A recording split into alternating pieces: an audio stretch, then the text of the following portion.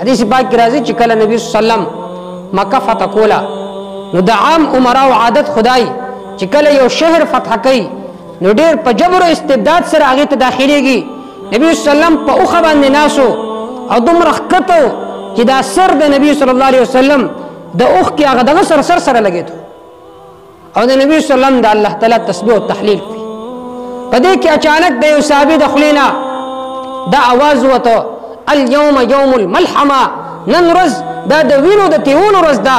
نبی صلی الله علیه وسلم ته چې کله خبر راغی نبی صلی الله علیه وسلم داغه نه جنډه واغسته د انصار او امیرو سعد بن عباده رضی الله تعالی عنہ داغه زوی قاس بن عباده رضی قیس بن عباده رضی الله تعالی عنہ لای هغه جنډه پلاس کې ورکړه.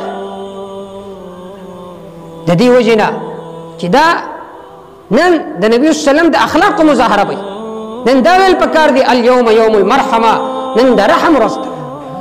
ځکه نبی صلی الله علیه وسلم هغه جنډه د قیس بن سعد پلاس کې ورکړه. ایزانو دا نبی صلی الله علیه وسلم اخلاق.